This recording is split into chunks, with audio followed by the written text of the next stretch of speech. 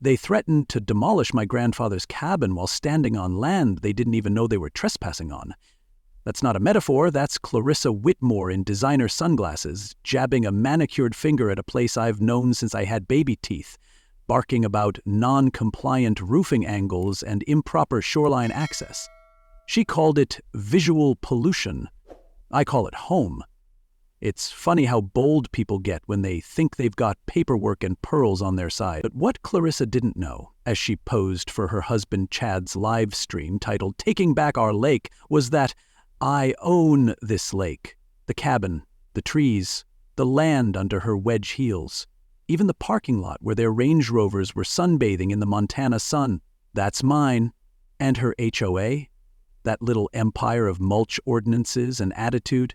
Yeah, they're about to learn the hard way what happens when they mess with a wildlife biologist who owns more than just binoculars. I know a lot of folks watching this are nodding. You've been there. One day you're pruning your bushes, next thing you know, someone named Linda is citing you for unauthorized flower choices. If you found this story helpful or if it hits a little too close to home, send it to a friend who's also battling their own version of Clarissa. These HOA overreach stories aren't just drama, they're warnings, and a little shared wisdom might just help someone else stand their ground. And hey, while you're at it, leave a comment and let me know what you think of this mess. Because this wasn't just a turf war, it was a masterclass in petty gone pro. I had just come back from 3 years studying endangered species in South America. I'd been living out of tents and jungles, tagging creatures that barely showed up on satellite, dreaming about clean sheets and quiet mornings. The plan was to stay at my grandfather's old cabin on Willow Lake, finish my field notes, and maybe write that book I kept threatening myself with. Grandpa Thomas left me the place in his will, along with a weathered wooden chest he never explained. "It'll make sense one day," he said once. At the time, I figured he meant emotionally. Turned out he meant legally. The lake was glass that morning, and I was halfway through setting up my gear when I spotted something that damn near stopped my heart. A pair of ember wings. Real ones. Thought extinct. Their bronze-red feathers shimmered in the dawn like they were dipped in fire and moonlight. Most biologists spend their whole careers hoping to see something that rare. I got 2. Nesting on my shoreline. I was standing there, smiling like a fool at a miracle when I heard the engines. That's when the peace ended and the HOA parade began. 5 black SUVs rolled up like a motorcade for the queen of complaints. Clarissa stepped out, flanked by 4 other suburban gladiators in pastel armor and Botox helmets. They marched up my dirt path like it was a runway. Clarissa handed me a pink piece of paper like it was a bomb squad notice. "Violation of community standards," she announced. 30 days to comply. I looked at the notice, then back at her. "What community?" I asked. She smiled like I'd just failed a quiz she wrote. "Evergreen Shores Homeowners Association. This cabin now falls within our jurisdiction. We have the maps." Her husband, Chad, tangerine tan, teeth too white, shirt too tight, stepped forward with a phone already filming. "We're documenting this transformation for our followers," he said, sweeping the lens over my porch like I was a contestant on Hoarders Lake Edition. "This eyesore drops property value by 20%, but don't worry, we'll fix it." The other women snickered as they took photos of my solar panels, research crates, and bird feeders. Clarissa pointed toward the old dock Grandpa built in the 60s and sniffed. "Unauthorized water access. All boats must be stored in the community marina." I told her calmly that this was private property, always had been, built long before any HOA existed. She gave me a look reserved for raccoons in a dog park. "That's the old way," she said. "We're modernizing. Your science shack doesn't fit the vision of Willow Lake as a luxury nature destination." Chad was still filming. "Followers, this is the kind of resistance we deal with, but progress doesn't ask permission." I don't know what made me angrier, the arrogance or the fact that he said it like it was profound. As they turned to leave, Clarissa tossed one more grenade. "Also, birdwatching requires HOA approval," she said, pointing to my camera setup. "You'll need a permit for those lenses." I stood there, pink paper in my hand, half stunned, half scorched by disbelief. I'd come back to honor my grandfather, write my book, and maybe find peace in a world that moves too damn fast. Instead, I'd walked into a hostile takeover led by high heels and HOA bylaws. As the sun dropped behind the pines, I watched one of the emberwings return to its nest, its eyes alert, feathers flaring like it was guarding something sacred. I nodded. "I get it," I whispered. "They're trying to fence in what doesn't belong to them." I went inside, pulled out Grandpa's old chest, and opened it for the first time. And let me tell you, what I found inside would flip this HOA fairy tale into a legal thriller. Because Clarissa wasn't just trespassing on my land, she was sitting on a ticking time bomb carved from legal timber, ecological science, and 30 years of foresight. And I was about to light the fuse. Most people inherit a recliner, maybe a coin jar, or, if they're lucky, a few acres of half-dead pine trees.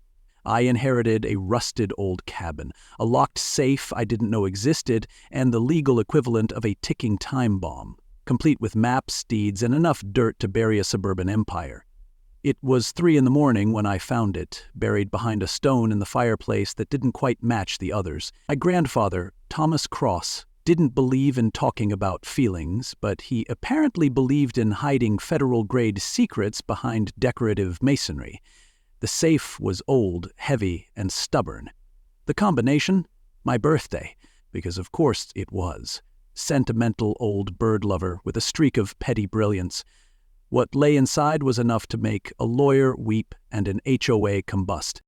The first thing I saw was a stack of yellowed papers bound with string. Property deeds, all in my grandfather's name, with clear boundaries drawn around Willow Lake like a protective spell. Then came land surveys, detailed notes about soil quality, water purity, and then wildlife logs. Dozens, labeled in his handwriting with dates that stretched back to the 1970, as the journals chronicled the movements and nesting patterns of the emberwings. Not only had he found them, he had protected them. Quietly, relentlessly. He even documented how he'd sold parcels around the lake with restrictive covenants so developers couldn't claim riparian access. The lake itself, and a large stretch of the shoreline, including what the HOA was now using as a parking lot, had never been transferred. It was still ours, still mine. They weren't just wrong, they were trespassing. On a federal level, possibly. I sat there for a long time, papers in my lap, staring at proof that my grandfather hadn't just passed down a cabin, he'd passed down a legacy. And maybe a legal grenade.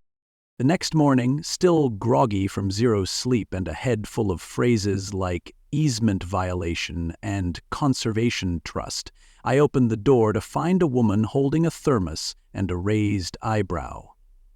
"Coffee?" she asked. "Figured you might need it after yesterday's pink paper ambush." Her name was Elena Brooks, and she'd just moved into one of the beige castles across the lake, lured in by the promise of untouched wilderness, only to discover HOA rules banned native landscaping and required approved ornamental flora. She'd dropped $6,000 on xeriscaping, only to be forced to replace it with sod imported from Kentucky. "I didn't move to Montana to water a golf course," she said flatly as we sat on the porch. I liked her instantly, not just because she brought caffeine, but because she spoke HOA like a second language, and with contempt. I told her about the emberwings, the safe, the journals, the documents. Her lawyer instinct lit up like Christmas at the courthouse. When I handed her the conservation easement and the survey maps, her expression sharpened. "Daniel, if these are accurate, and they look airtight, you own everything from the dock to the tree line behind the clubhouse. That means their construction plans aren't just arrogant, they're illegal." She began snapping pictures of the documents, her fingers flying across her phone. "If those birds are nesting here and the HOA is disturbing them, we're talking about federal wildlife protections, Endangered Species Act, wetland preservation. Real teeth." It was the first time I'd seen someone smile about litigation without a bill attached. Then, as if summoned by hubris itself, came the rumble of trucks. I didn't even need to stand up.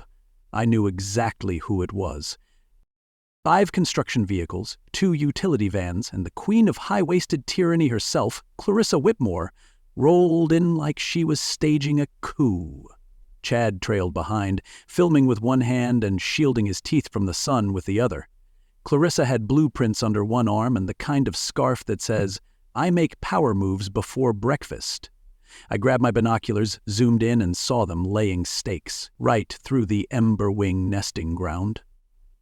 "That's a violation," Elena said beside me. "We need photos, videos, everything now." She was already filming. I snapped pictures like a tourist at the Grand Canyon with a grudge. Clarissa directed the crew like she was planning an amphitheater.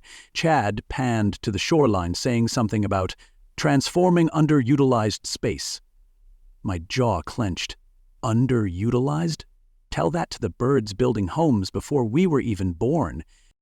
I started down the trail, blood boiling, ready to shout something that would probably make headlines. Elena stopped me. "Don't give them anything they can twist," she said. "We document, we collect, and we hit them with facts so hard they won't know which HOA subcommittee to cry to." She was right. This wasn't the jungle. This was court, and court had rules.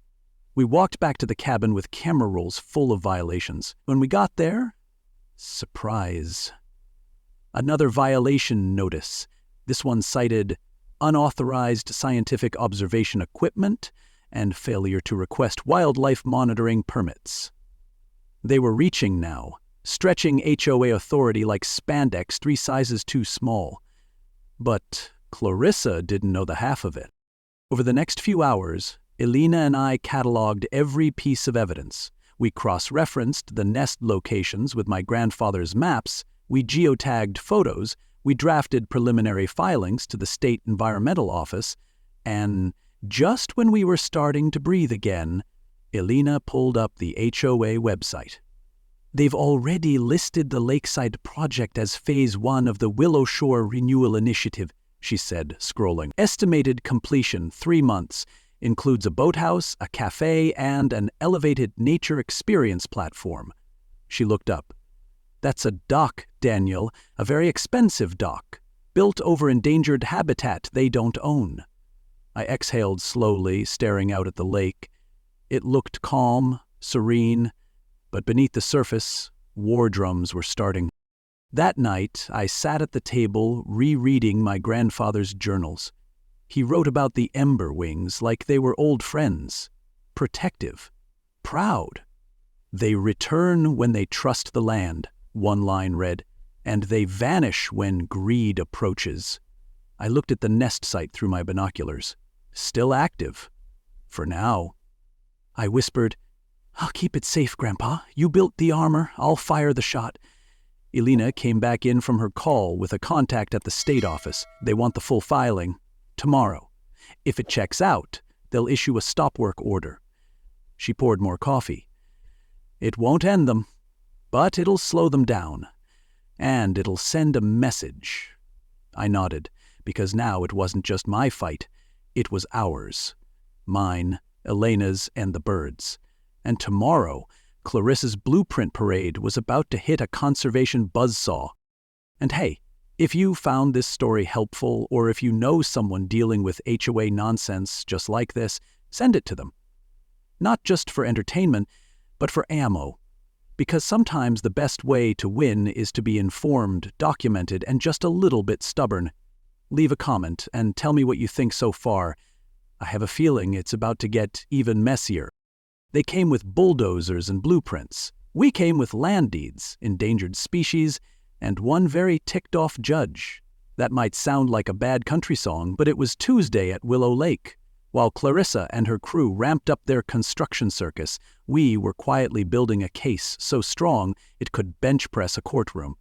That morning, I woke up to a new metal gate across the old logging road that led to my cabin. There was even a smiling attendant sitting in a folding chair, clipboard in hand, asking for my resident access code. I laughed. "Buddy, I own this road." He blinked like I'd just told him I was the mayor. "Ma'am Whitmore says this is all evergreen HOA property now," he mumbled. I didn't argue. I just took the long way around, burning with the kind of slow fury that tastes like pennies and unfinished business. But things were about to shift. By the time I got back to the cabin, the Wi-Fi was gone. Not weak, gone. I called the provider, who said someone had reported the property as vacant and scheduled for demolition. And it got better. Chad had posted a video online of me standing on my own porch, edited to make me look like I was ranting about government mind control and feral chickens. He called it, "Unhinged Science Hermit Threatens Community Vibe." It got over 10,000 views in 2 hours. Half the comments were folks asking if I'd escaped from a bunker. The other half were HOA groupies thanking Clarissa for cleaning up the area. It would have been funny if it wasn't terrifying. They weren't just ignoring the law, they were rewriting reality, and I was the villain in their script. That's when Elena said, "We need to go see Henry."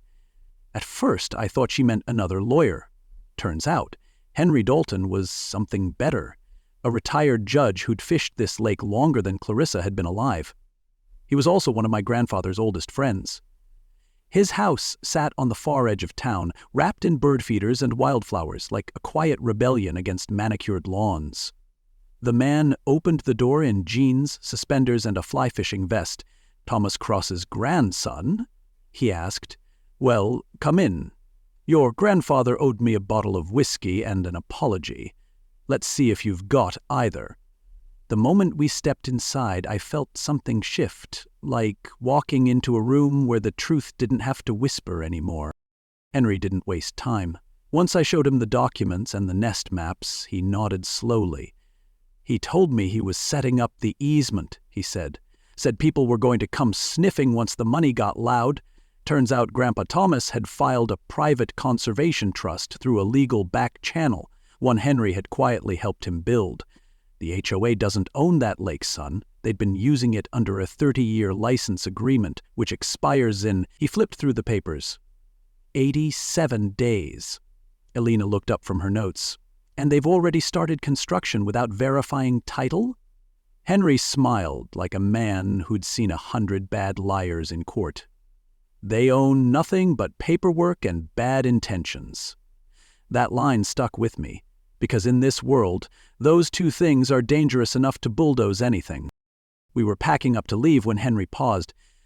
"There's one more thing," he said, pulling out a slim manila folder. "Thomas left this with me in case things got ugly. Looks like they did." Inside was a copy of a contractor permit Clarissa had submitted to the county for the lakeside development. But it wasn't just a permit, it was a forgery. The signature of the county inspector, fake. And not just fake, familiar. I stared at the handwriting. Loopy, oddly self-important. "Chad," I muttered. "This is Chad's handwriting." Elena held it up side by side with one of Chad's HOA social posts. Same loops, same exaggerated R's. This isn't just fraud, it's dumb fraud. We now had evidence that they weren't just overstepping, they were forging government documents to fast-track a vanity project. And that made everything much more dangerous. We drove back in silence, minds racing, coffee cups trembling. When we pulled up to the cabin, someone was waiting. Martha Klein, HOA secretary, champion potluck baker, and until this moment, background furniture in Clarissa's empire. She was holding a folder like it had weight beyond paper. "I shouldn't be here," she whispered, "but this has gone too far." She looked over both shoulders like she was smuggling state secrets. "I've been keeping copies of every HOA memo for 10 years. These are from private board meetings. Clarissa never filed them publicly. Inside the folder were emails, real emails, from Clarissa to Chad, laying out development plans, lobbying strategies, and ways to displace legacy residents." I blinked. "Displace?" She nodded. "That means you. It means anyone who doesn't fit the resort aesthetic." My stomach turned. The language was cold, calculated, and buried in corporate buzzwords. But the goal was clear. Erase the lake's past and replace it with high-midgeon lakefront revenue. Martha wasn't finished. She handed Elena a flash drive. "There's more on here, financials, vendor contracts, and a development timeline that started before the HOA even voted on the initiative. She looked down. I joined this board because I cared about the community. I didn't sign up to help evict people or destroy a bird sanctuary. Elena reached out gently. This is incredibly brave. Martha nodded. Just don't say my name yet. Not until you have them cornered. Then she was gone. Back into the rows of beige homes and silent meetings. But now, we had a crack in the armor. A leak inside the castle. And that leak just handed us proof of intent, fraud, and conspiracy. That night, Elena and I sat at the cabin table, our unofficial war room, surrounded by maps, legal pads, flash drives, and copies of forged permits. The Ember Wings were out there, wings folded under moonlight, unaware of how close they were to losing everything. But now the balance had shifted. Clarissa had power, yes, but we had something better: truth, law, and a judge who didn't mind showing up with a statement and a strong bourbon. This isn't just a property case anymore, Elena said. It's an environmental crime scene wrapped in a civil fraud suit. I nodded, staring at the wall where Grandpa's photo hung above the fireplace. They picked the wrong lake, and they forgot who protected it first. Some people post selfies. I posted proof that the HOA was bulldozing endangered birds. One of us went viral. Guess who? By the time the Ember Wing soared over the fake eco-fundraiser like it was staging a protest of its own, every lawn chair investor in a 10-mile radius had their phones out and their jaws on the floor. But let me back up, because before feathers started flying, Elena and I had to race a clock, a backhoe, and a PR campaign fueled by imported wine and handcrafted lies. After Martha's flash drive and Judge Dalton's documents, we had enough to file an emergency protection request with the State Wildlife Office. The Ember Wing wasn't just rare, it was myth in feathers. Most folks thought it went extinct decades ago, like civility or dial-up.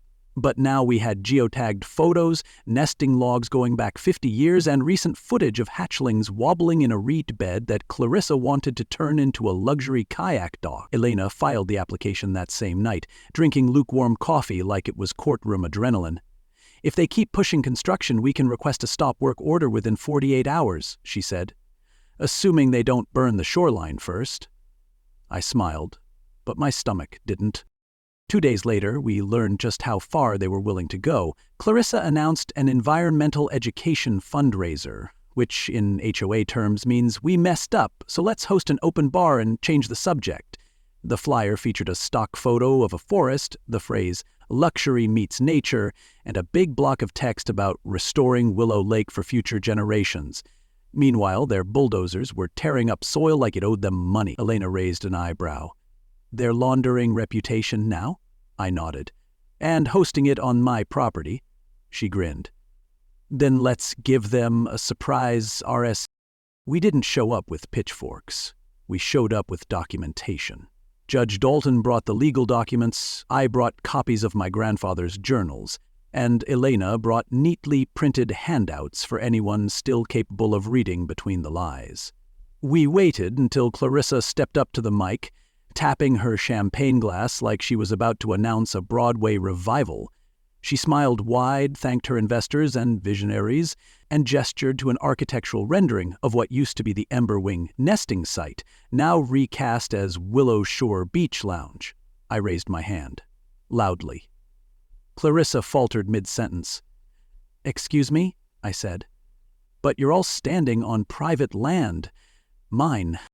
Gasps aren't just a figure of speech. They actually ripple through a crowd like a wind change. Chad stopped recording mid-sentence. I stepped forward with the deeds, the easement filings, and the conservation maps. This lake and the land under your folding chairs were never transferred to Evergreen HOA. The use agreement expired. Everything built here now, every shovel, every beam, is on property you don't own. Judge Dalton, who hadn't said a word yet, spoke next. And I can confirm all of it. As a retired judge who helped execute the original conservation trust, I can tell you with certainty, this is not HOA land. And you're violating both civil and environmental law. Clarissa went pale, then red, then pale again. A human mood ring. She grabbed the mic, started to deny it, then froze as a low whistle rippled through the air. Every head turned upward. And there, as if summoned by irony itself, an emberwing sliced through the sky, banking once, twice, then landing in the tall grass behind the stage. Its feathers gleamed like copper wire in the sun. No one spoke. Phones lifted like a chorus. Even Chad forgot to narrate. One investor leaned toward another and whispered, "That's the bird on the map." The whole moment hung there, poetic, pointed, and impossible to spin. It's one thing to argue over zoning laws. It's another to be caught on camera trying to host a fundraiser for eco-preservation while a protected species literally nests behind you. Within minutes, people were backing away from the lounge zone marker flags like they might catch a felony. Dalton handed the documents to a pair of state officials who had quietly arrived after Elena made a few timely calls. Chad tried to rally, saying the bird might have just been passing through, but Clarissa's silence was louder than his spin. One by one, investors slipped away. The crowd turned from cocktail sippers into murmuring skeptics. And then Richard Bellamy, the landscape architect who designed the whole project, stepped forward holding the packet Elena had handed out. "These habitat maps, they're extensive," he muttered. "If verified, we're looking at one of the rarest ecosystems in the region." He looked at Clarissa. "Why wasn't this disclosed?" She tried to pivot. "Because it's not verified. It's anecdotal at best." Richard shook his head. "No, it's not. These are official surveys. You withheld material information." She reached for his arm. He pulled back. "We're done here." That single sentence fractured whatever performance was still holding the event together. The fundraiser crumbled. Tents came down, cars rolled out. HOA members left in clusters, some in silence, others muttering about legal action and re-election. I stood at the edge of the dock, watching the emberwing stretch its wings. Elena joined me. "You couldn't have scripted that better," she whispered. "Bird shows up mid-speech. That's not evidence, that's cinematic." I smiled. "They wanted luxury. We brought feathers and facts." She bumped my shoulder. "Just wait. They're going to retaliate." I nodded. "Let them. I've got nature, law, and a bird with better timing than their PR team." Later that evening, we received word that multiple investors had already pulled out. Some issued public statements, others just went quiet, like a party guest who realizes they brought the wrong gift. The HOA board issued a vague pause on the lakeside development plan, but the damage was done. The fundraiser meant to cover their tracks had exposed their entire playbook, and they knew it. That night, Elena got a tip from someone inside the board. Clarissa was furious. Chad had gone silent online, and there was talk of revising the HOA bylaws to tighten community messaging. Translation, they were about to double down on spit. But something else was happening too. Neighbors were talking. A woman named Brenda, who had never looked at me twice, brought over muffins and asked about the birds. A teenage boy from down the road came by with a camera, wanting to help monitor the nests. The emberwings had done more than land. They'd anchored something. And that's the irony. The HOA wanted to sterilize the lake, strip it down, sell it as a backdrop, but by trying to erase its story, they'd turned it into a headline. So if you've made it this far, and especially if you've ever seen someone bulldoze beauty just to build bland, send this story to a friend. Share it with anyone fighting their own battle to protect something fragile. Because the truth, like those emberwings, has a funny way of showing up when it matters most. And trust me, the next part of this fight, it gets even louder. Leave a comment and tell me what you think. We're just getting warmed up. They tried to poison the lake. Unfortunately for them, they did it with a receipt. That might sound like something out of a bad true crime podcast, but it was just another Thursday under the HOA's reign of beige terror. I wish I were joking. The same folks who couldn't coordinate mailbox paint colors somehow coordinated a slow-rolling eco-crime that killed half the fish, emptied the emberwing nests, and ended with 2 fugitives racing toward Canada. And that's not even the punchline. It started with the sprinklers. brand new units installed overnight near the HOA's Willow Shore welcome path. Nobody asked questions because nobody expects irrigation to be sinister. But 2 days later, the water smelled like bleach and something sharper, chemical, acrid. I thought maybe a maintenance error until I saw dead minnows floating belly up in the shallows. Elena took water samples and rushed them to her contact at the state environmental lab. Results came back with levels of glyphosate, phosphate, and a compound usually reserved for pest eradication. "This isn't landscaping," she said, jaw clenched. "It's sabotage." And the worst part? The emberwings were gone. Nests abandoned, the reeds were silent. It felt like someone had erased music. Within hours, we filed an emergency report. Then the sheriff got involved. Then the press. Local news trucks parked outside the lake entrance like they were covering a hostage standoff. And in a way, they were. This wasn't just a chemical spill. It was an attack on protected land. "Who poisons a lake to plant a cocktail bar?" I asked a reporter. The headline ran that night. Elena handed over the documents linking the sprinkler system installed to a contractor paid under an alias account. Receipts led to a prepaid corporate card. "That card?" Issued to Chad Reynolds. "I'm no detective, but if you're going to poison a lake, maybe don't buy the chemicals with your own HOA board expense card." Chad did, and then used the same card to order sushi. The man has range. The evidence piled up like HOE newsletters no one reads. Elena found emails referencing a remediation timeline, weeks before the chemical runoff occurred. Judge Dalton helped draft an affidavit linking the abandoned nests to violations under the Endangered Species Act. And Martha, brave, quiet Martha, came forward publicly confirming that Clarissa and Chad had discussed accelerated habitat control in private board meetings. They called it landscaping, she said to Channel 5 News. But they knew what they were doing, and they thought no one would stop them. Her voice trembled, but her words hit like a gavel. And just like that, the tide shifted. When the sheriff's office showed up to serve Clarissa and Chad with subpoenas, they were already gone, vanished, their phones disconnected, their HOA email accounts wiped clean. But Montana isn't big enough to hide hubris. A surveillance camera at a gas station near the northern border picked them up 2 days later. Clarissa in oversized sunglasses, Chad eating chips like he wasn't on the run from federal charges. A warrant went out. News alerts pinged nonstop. HOA president flees as lake poisoning scandal unfolds. If they were aiming for luxury, they'd landed squarely in lunacy. Meanwhile, back at the lake, something strange began to happen. Neighbors started knocking, not with pitchforks, but with casseroles, questions, and quiet apologies. A man named Dennis, who once reported me for excessive bird feeding, offered to mow the trails around the cabin.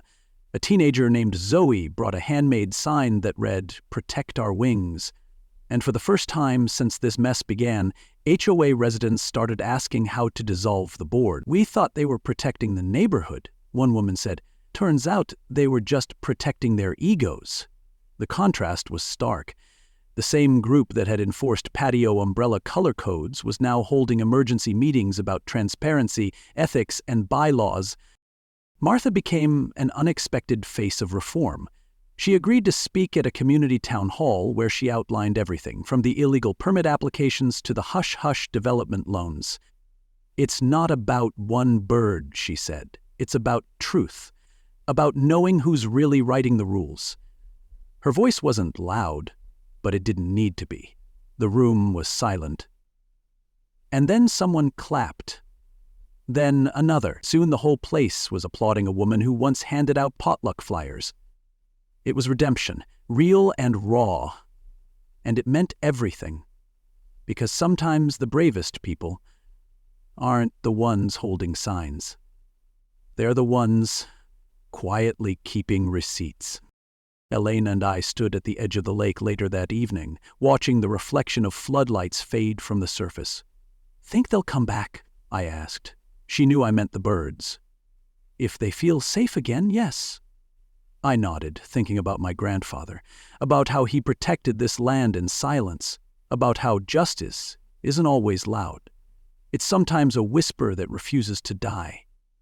And now, that whisper had become a roar. They tried to buy the future with lies.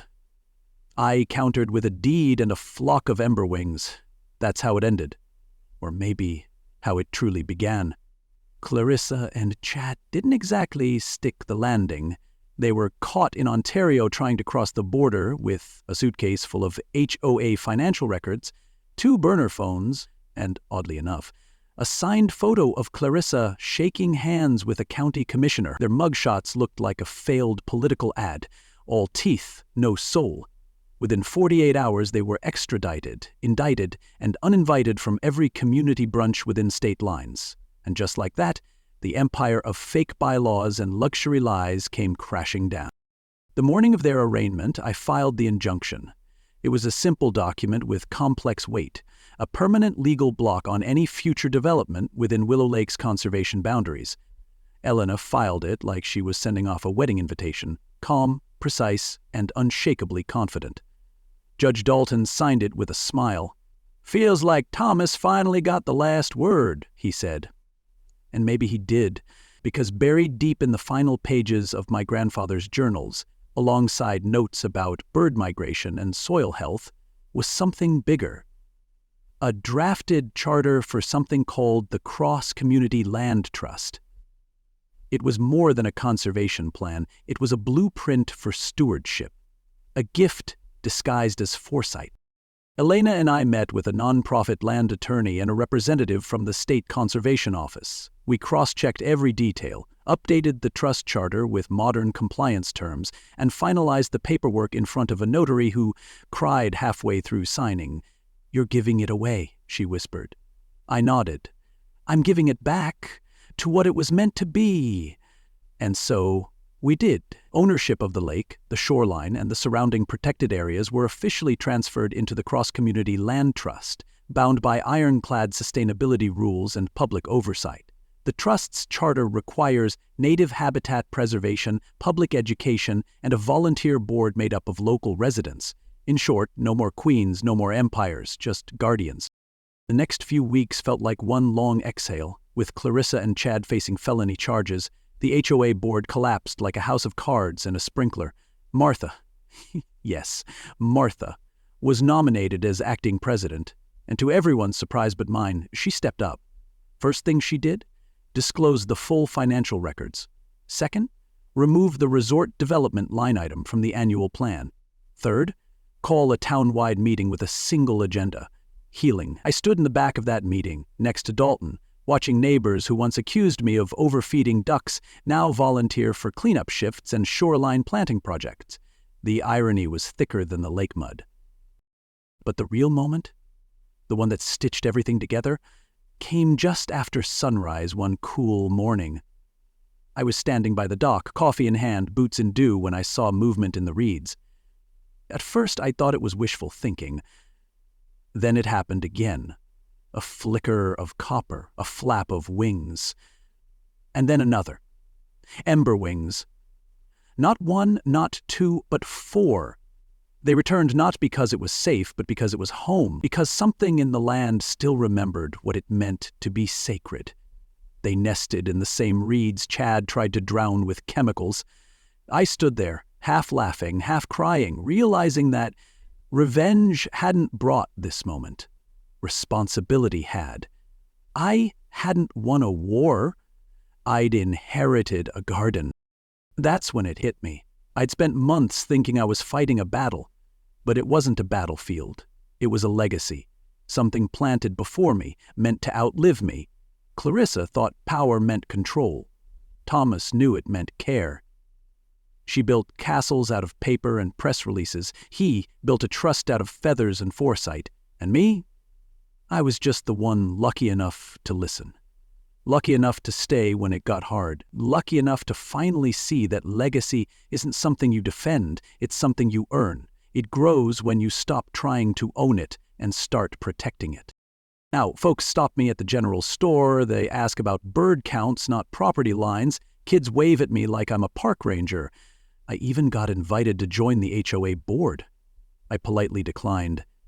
I'll stick with the birds, I said, but Martha's doing just fine, better than fine. She turned the community newsletter into an actual source of joy. Her first headline? Bird beats billionaires, local miracle at Willow Lake. It made the state news, then national. People started showing up, not to develop, but to learn, to walk the trails, to see the nests, to feel what happens when greed gets humbled by truth. And as for Elena, she stayed. Started a small conservation firm right out of the old ranger station. We see each other most days. She says I remind her of her dad. I say she reminds me of what hope sounds like when it stops whispering and starts filing court motions. We joke that we should have billed the HOA. Back pay for mental duress and water testing, I say. Don't forget damage to endangered sarcasm levels, she replies. Truth is, we didn't do it for money. We did it because the lake didn't just reflect the sky. It reflected who we chose to be. So if you've watched this whole story unfold, and I mean really watched it, do me a favor, share it. Not because it's viral, but because it's vital. Because someone out there is facing their own fake HOA, their own Clarissa, their own bulldozer disguised as bureaucracy. Send this to them. Remind them that truth is patient but not passive, that legacy can't be bought, it's protected, preserved, passed on. And most of all, built. Not with money, but with choices. Leave a comment and tell me, what would you protect if no one else was watching? Because sometimes all it takes is one person with a deed, a bird, and a stubborn sense of purpose to change everything. And if you've got that, trust me, you're already halfway there. Hey, before you go, what kind of story would you like to see next? A new HOA horror? A courtroom twist? Or maybe a tale where the little guy wins big? Drop it in the comments. Seriously, I read every one. Your ideas shape what comes next, so speak up. You just might see your story brought to life in the next video.